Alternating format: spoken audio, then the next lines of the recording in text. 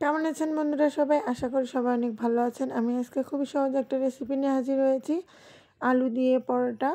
আর এটা ইনস্ট্যান্ট, কোনো প্রকার বেলাবেলি বা আটা সিদ্ধ করার ঝামেলা ছাড়াই এই শীতের সকালে ঝটপট আপনারা এই রেসিপিটা করে নিতে পারবেন। এতটাই খেতে মজা।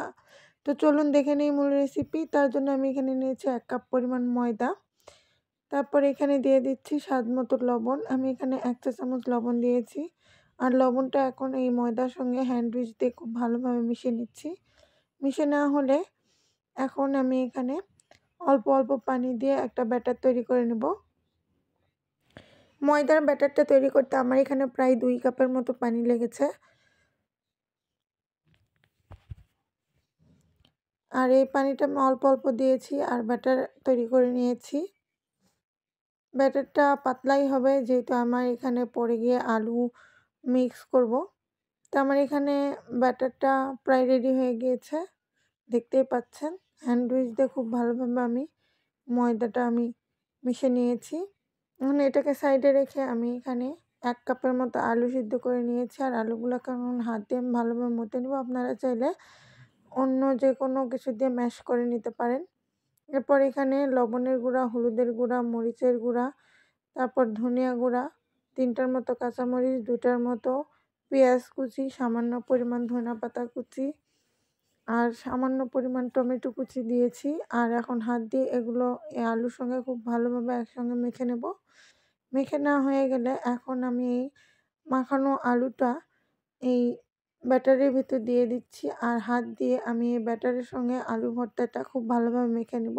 এখানে আপনারা চাইলে চিলি ফ্লেক্স দিতে পারেন। যেহেতু আমার এখানে বাবুরা খাবে তাই আমি এখানে ঝালটা বেশি দেইনি।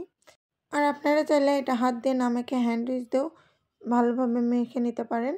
তো আমার এখানে ব্যাটারটা একটু ভারী হয়েছিল, তাই পরে গিয়ে আমি সামান্য পরিমাণ পানি আরও অ্যাড করেছি। অ্যাড করে এখন খুব ভালোভাবে চামচ দিয়ে একসঙ্গে মিশিয়ে নিচ্ছি। মেশানো হয়ে গেলে আমি আপনাদেরকে এখানে দেখাচ্ছি এই ব্যাটারের ঘনত্বটা কতটা ভারী বা পাতলা হয়েছে। এখন এগুলোকে ভেজে নেওয়ার পালা। ভাজার জন্য আমি ফ্রাই প্যানে সামান্য পরিমাণ তেল আগে একটু ব্রাশ করে নিয়েছি। আর তারপরে এখানে ২ চামচ করে আমি এখানে ডাবু হাতা দিয়ে এভাবে চামচের উল্টা দিক দিয়ে এভাবে মেলে দিচ্ছি।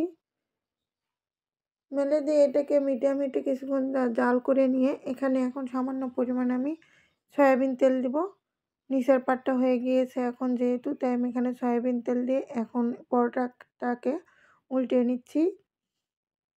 আর উল্টে দিয়ে ২-৩ মিনিটের মতো একটু ভালোভাবে ভেজে নিলেই আমার আলুর পরোটা রেডি হয়ে যাবে। আর এভাবে আমি সবগুলো এখানে পরোটা ভেজে নিয়েছি।